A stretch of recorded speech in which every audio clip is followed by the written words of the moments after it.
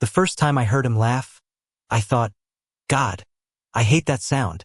It wasn't ugly, it was too perfect, too self-assured. The kind of laugh that belonged to someone who had never once been told no in his life. And the worst part? That laugh echoed through the walls of our dorm room, where I was forced to share my space with him for an entire year. He was everything I wasn't. Tall, broad-shouldered, blonde hair that looked like it had been kissed by sunlight itself, and an ego so big it practically needed its own bed. Everyone in the dorm knew him, Ethan James, star of the college soccer team, the guy who could get away with skipping lectures because professors liked him too much to mark him absent. And then there was me, Lucas Hayes, average grades, average looks, the guy whose greatest skill was making sure the vending machine didn't eat your dollar bill. But fate, cruel and ironic as ever, had tossed us into the same shoebox of a room. And within the first week, I realized living with Ethan wasn't just going to be difficult. It was going to be war. He had this habit of leaving his cleats in the middle of the room, mud and grass still clinging to the soles, as if I were his personal maid. His friends barged in at ungodly hours, laughter and beer cans spilling across the floor, while I pretended to sleep with headphones jammed in my ears. And he would smirk at me like I was some amusing background character in the epic story of his life. "You're too uptight, Hayes," he'd say, stretching out on his bed like a king surveying his kingdom. "Relax. College is supposed to be fun." But for me, fun wasn't being a supporting actor in the Ethan James show. Fun wasn't pretending I didn't notice how effortlessly charming he was, or how his stupid grin made other people's eyes light up. And most of all, fun wasn't trying to ignore the confusing way my stomach twisted when he brushed past me, his scent lingering like a challenge. I told myself I hated him. I told myself I hated everything about him. And maybe I would have believed it if not for that night. It was late, sometime after 2 in the morning. The dorm was quiet, the kind of silence that presses in on you until even the sound of your own breath feels too loud. Ethan had crashed hours ago after a late practice, his arm thrown carelessly over his face as he slept. I was lying awake, staring at the ceiling, wondering for the 1,000th time how my life had ended up here. And then I heard it, a whisper, soft, almost fragile. "Lucas." My heart slammed against my ribs. At first, I thought I'd imagined it.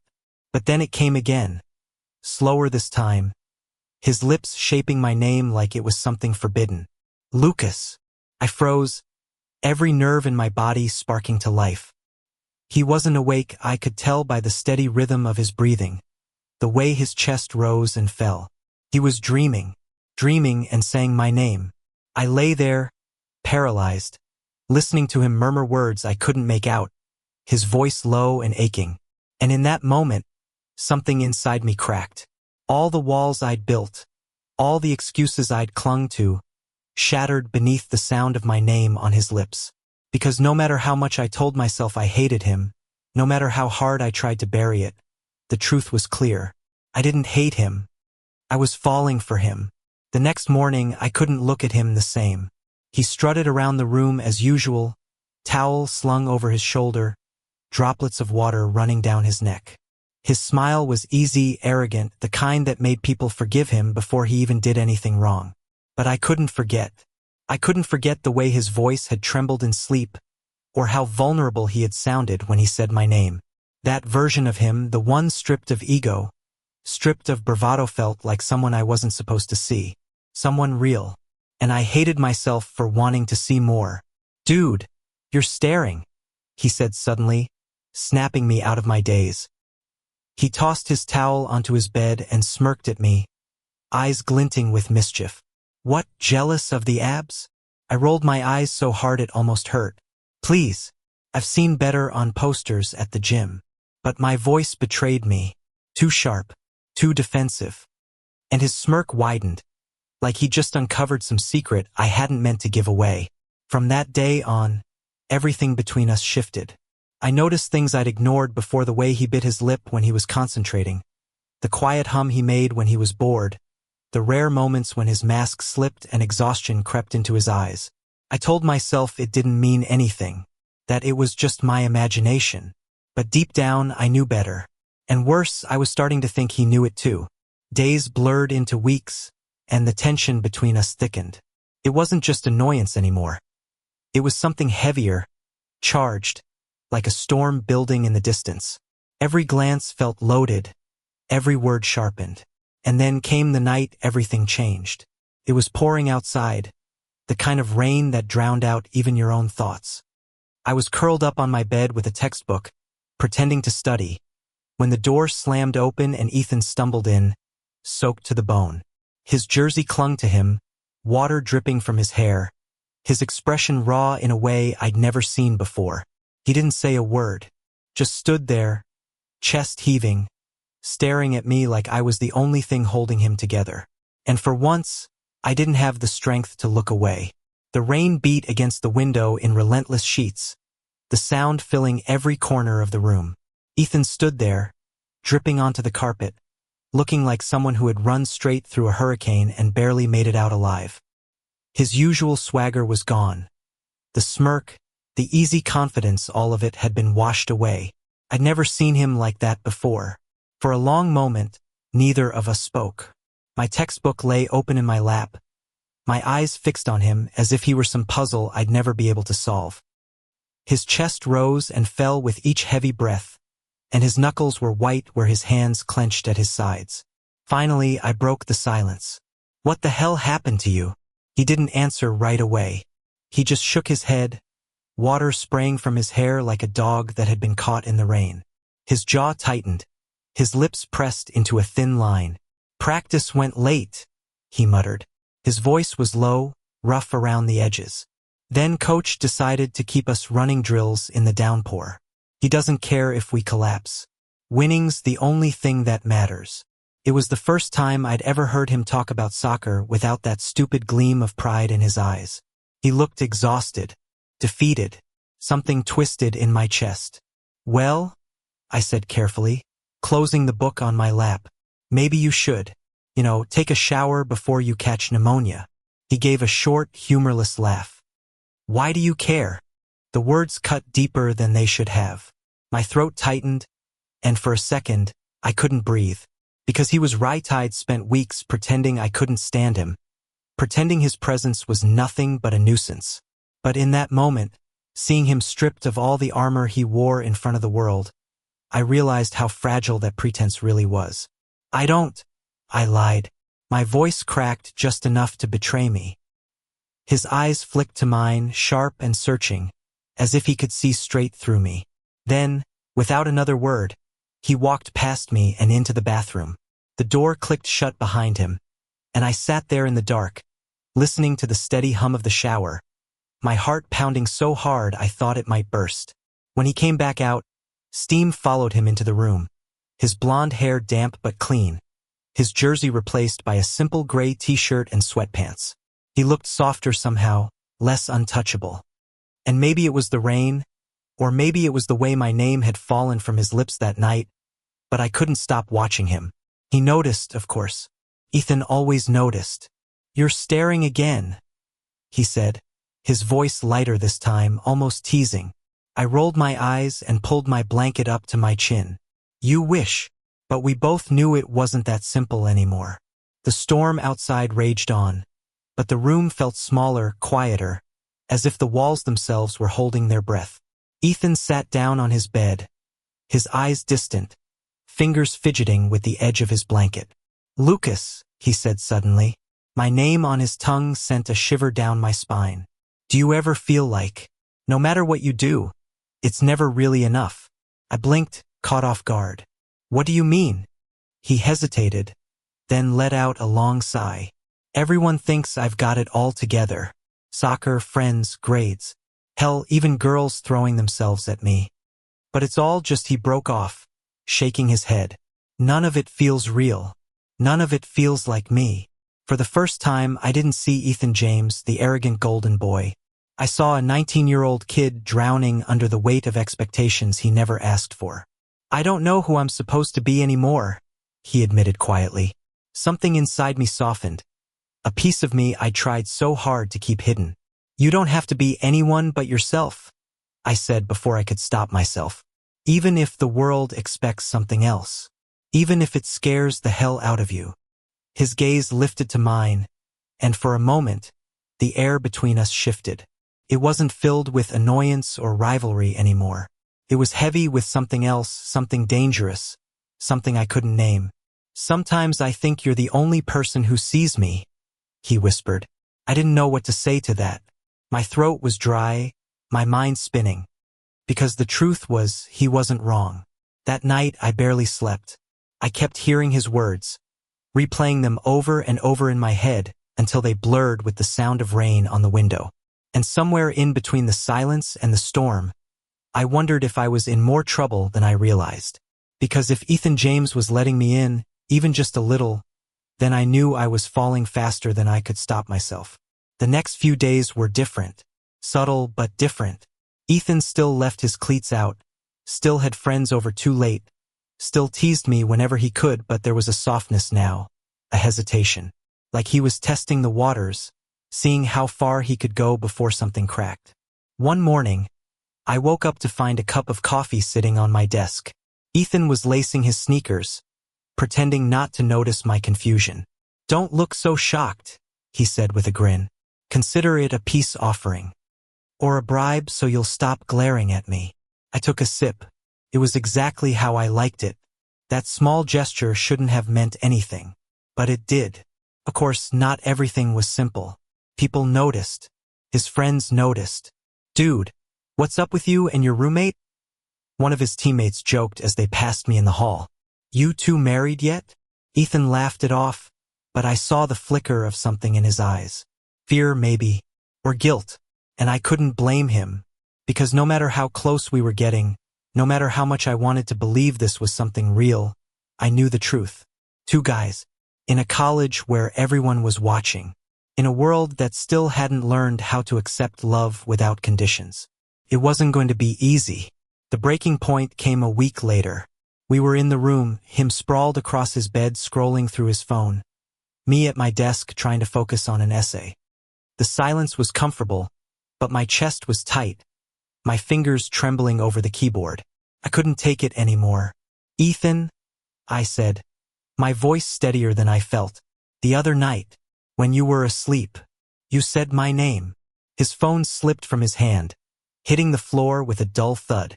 His eyes snapped to mine, wide and unguarded. "Two don't know what you're talking about," he stammered, but the flush creeping up his neck betrayed him. "Yes, you do."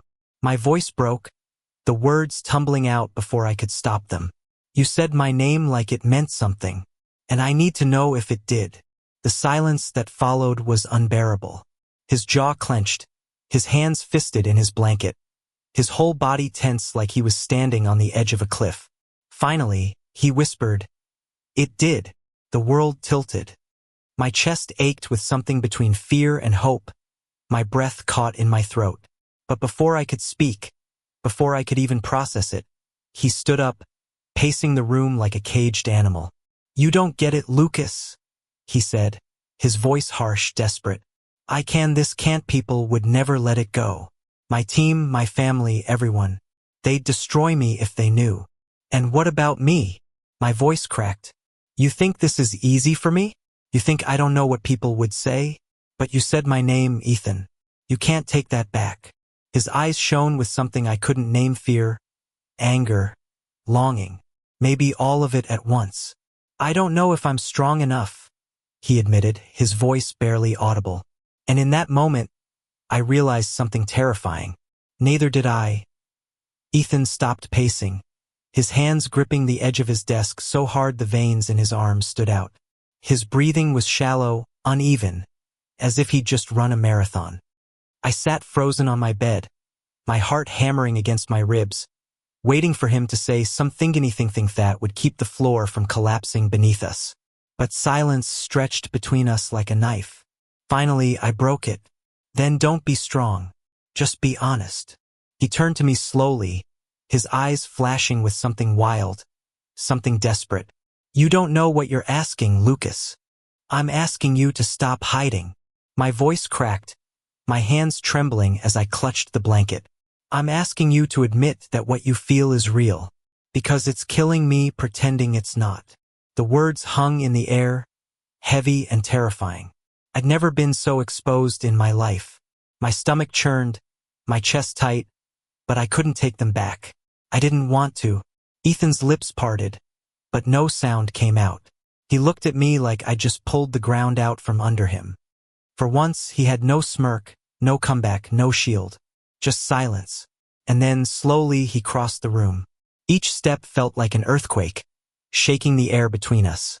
My pulse raced so fast I thought I'd pass out. He stopped just in front of me, close enough that I could see the storm in his eyes. Lucas. His voice was a whisper, rough and broken. My breath caught. What? Before I could blink, his hand was on my cheek. Warm, trembling, hesitant. And then his lips pressed against mine. It wasn't cocky, wasn't practiced. It was clumsy, desperate, like he was afraid the world might end if he didn't do it. My eyes fluttered shut, and for a second, there was nothing else. No fear, no expectations, no noise from the world outside our tiny dorm room. Just Ethan's mouth on mine, his heartbeat thundering against my skin, his fingers digging into me like I was the only thing holding him together. When he pulled away, his chest was heaving, his forehead pressed against mine. I can't stop, he whispered. God help me. I can't stop thinking about you. My throat tightened, my hands fisting in his shirt as if letting go would shatter me. Then don't. That kiss changed everything. The days after blurred together, filled with stolen glances and quiet touches when no one was looking. It was dangerous, reckless, but it felt like oxygen after drowning for months. At night, when the dorm was silent and the world outside was asleep, he'd climb into my bed. Sometimes we didn't even kiss. We just lay there, his arms around me, his breath warm against my neck. I'd never felt so safe, so seen. But in the daylight, we went back to being just roommates. The golden boy and the nobody. The star and the shadow. It was like we were living in two worlds, balancing on the edge of a secret that could ruin us both. And as much as I wanted to believe that was enough, a part of me knew it couldn't last. The first crack appeared when his friends barged in one Saturday afternoon. Ethan, party tonight, man. You coming? One of his teammates shouted, throwing a soda can at him. Ethan caught it easily, grinning like nothing was out of place. Yeah, I'll be there, he said. Then his friend turned to me. What about you, Hayes? You tagging along? Or are you staying here writing poetry about how much you hate us? They laughed, and I forced a smile. I was used to being the punchline. But this time, Ethan didn't laugh. His jaw tightened, his eyes flicking to mine with something almost protective before he turned away. Later, when the room was quiet again, I asked, "Why didn't you defend me?" He looked startled. What do you mean? I didn't join in. Not joining in isn't the same as standing up, I said bitterly. You're always worried about what people will think. But when it's me, you can't even say a word. His face darkened. You think this is easy for me? You think I don't lie awake every night terrified someone's going to find out? I flinched at his tone, my chest tight. Then maybe you shouldn't have kissed me if you're so ashamed. The words slipped out before I could stop them. And the second they did, his face fell. Lucas. His voice cracked, but I couldn't bear to hear it. I turned away, staring at the wall as tears stung my eyes. I hated myself for hurting him, hated him for making me feel like a secret. But most of all, I hated how much I still wanted him. We didn't talk for 2 days after that. The silence was worse than any fight. He slept facing the wall. I buried myself in textbooks, and the space between our beds felt like an entire continent. But then came the night I broke. I woke up to muffled sounds, Ethan tossing in his sleep, his breath ragged, his fists clenching the sheets. First, I thought it was a nightmare, but then I heard it. Lucas. My heart twisted. He was saying my name again, just like that first night. His voice cracked, pained, like he was reaching for me in a place where he couldn't stand it. I crossed the room and shook him gently. Ethan, wake up. His eyes snapped open, wide and wet, his chest heaving. For a moment, he looked so lost I thought my heart would break. Without thinking, I pulled him into my arms. And this time he didn't hesitate. He clung to me like a drowning man, burying his face in my shoulder, his body trembling. "I'm sorry," he whispered over and over, his voice raw. "I'm sorry, I don't know how to be brave like you." I held him tighter, my throat thick. "Then let me be brave for both of us." And for the first time in days, he let himself fall apart. But the world doesn't stay quiet forever. Words started to spread, rumors whispered in hallways, glances that lingered too long. Maybe it was the way he looked at me when he thought no one noticed, or maybe someone had seen us too close one night. Whatever it was, the air around us grew heavier with suspicion. One afternoon, as we left class together, a voice called out from behind us. "Hey, James, didn't know you swung that way." Laughter followed, sharp and cruel. Ethan froze, his face pale, his jaw clenched so tight it looked painful. I wanted to say something, to yell, to defend him, but I saw the fear in his eyes. And he walked away. That night, he didn't come back to the dorm until late. I was sitting at my desk, pretending to study, when the door creaked open. He stepped inside, his eyes red, his shoulders heavy like he was carrying the weight of the world. "Ethan, don't," he said, his voice hoarse. He dropped his bag on the floor, collapsing onto his bed. "I can't do this tonight." I stared at him, my chest aching. I wanted to hold him, to tell him everything would be okay, but I didn't know if that would be a lie.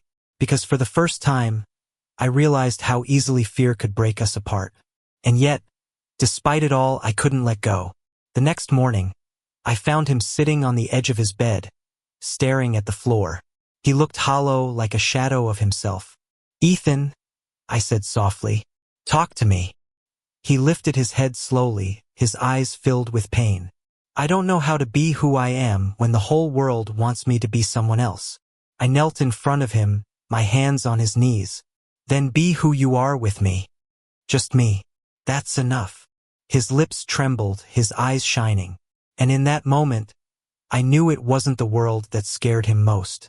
It was the possibility of losing me. The weeks that followed were the hardest. Rumors spread faster than fire in dry grass. Whispers followed us everywhere: cafeteria lines, locker rooms, study halls. People stared, laughed, nudged each other when we walked by. Some called Ethan pretty boy.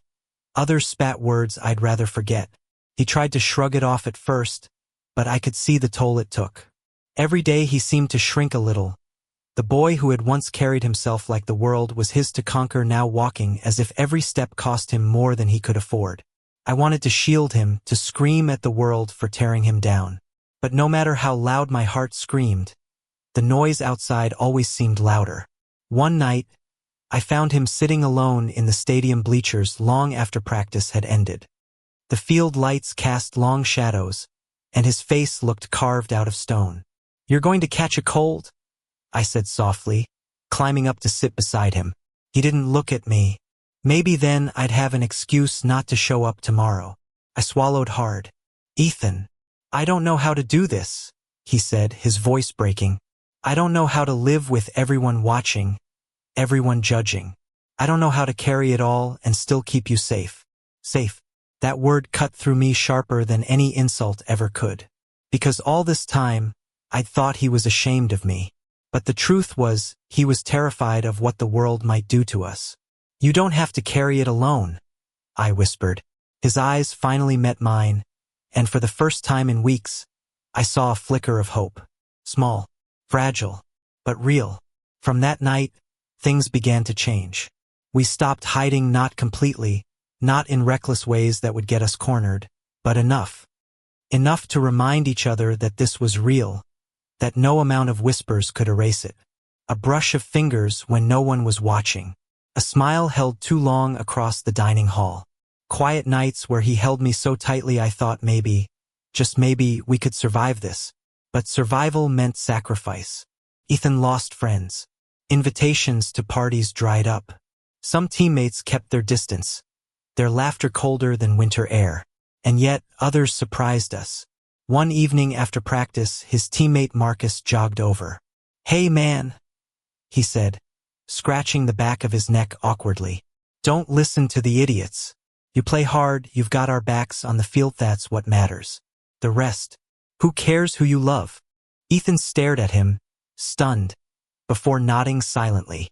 Later, when we were alone, his eyes shone in a way I'd never seen before. "Maybe the world isn't completely against us," he whispered. "Maybe," I said. "But even if it is, I'll still be here."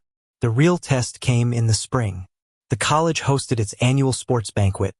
The entire team and their families gathered in a ballroom filled with glittering lights and clinking glasses. I hadn't planned to go, wasn't part of that world. But Ethan asked me to. No, begged me. "I need you there," he said, his hand gripping mine so tightly it hurt. So I went. The night started as I expected: polite smiles from coaches, icy stares from certain parents, whispered comments that floated just out of earshot. But Ethan stood tall beside me, his hand brushing mine under the table, his jaw set in quiet defiance. When he was called up to accept an award for his performance that season, he walked to the stage with the same confidence he once used to wear like armor. But this time it wasn't a mask. He stood at the podium, the room buzzing around him, and cleared his throat. "I want to thank my team, my coaches, and my family for supporting me," he began, his voice steady. Then, after a pause, he glanced toward me. Our eyes locked, and my heart nearly stopped. "And I want to thank someone else," he continued, his voice softening. "Someone who's shown me what it means to be honest, even when it's hard. Someone who's made me braver than I ever thought I could be. Lucas, this is for you." The room fell silent. Some gasped, some murmured, but all I could hear was the pounding of my own heart. When he stepped down, his face was pale but resolute. He walked straight to me, and in front of everyone, he reached for my hand. My world narrowed to that moment: the warmth of his palm, the fear in his eyes, the quiet courage in his touch. And when I didn't pull away, when I laced my fingers through his, the tension in the room broke like a dam. Some clapped, some whispered, a few stormed out. But none of it mattered, because for the first time, Ethan chose me without hesitation. The weeks after the banquet weren't easy. If anything, things got harder. More stares, more whispers, more lines drawn between those who supported us and those who didn't. But we had each other, and that was enough. On nights when the weight felt unbearable, we'd sneak up to the rooftop of our dorm, sitting shoulder to shoulder beneath the stars.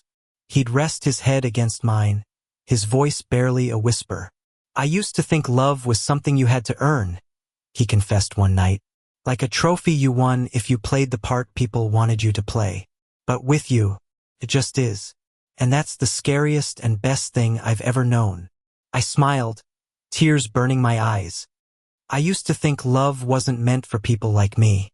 But you proved me wrong." And under the vast, indifferent sky, we kissed like the world below didn't matter. Time moved forward as it always does. Seasons changed. Classes ended. And before we knew it, graduation loomed on the horizon. We stood in line on that bright May morning, caps and gowns rustling in the warm breeze. Around us, families cheered, cameras flashed, and the future stretched out like an open road we weren't sure how to walk yet. Ethan nudged me, his grin nervous but steady. "You ready for this?" I laughed softly. "Not even close." "Good," he said, threading his fingers through mine. "Neither am I." And when the ceremony ended, when caps flew into the air and chaos erupted around us, we didn't join the crowd. We stood a little apart, watching, smiling, holding on to each other. Because in that moment we knew the truth. The world would keep judging. Life would keep testing. But we had survived the storm and we had each other. And that was enough to begin again. Years later, when I look back, I don't remember the whispers or the stares. I don't remember the fear that once kept us awake at night. I remember the sound of rain against the window. The way his voice cracked when he said my name in his sleep. The way his hand found mine in a room full of people who wanted us to hide. I remember love, messy, terrifying, imperfect love that changed everything. And I remember him. Always him. Thank you for listening. If you find it interesting, please like and subscribe to follow the next stories.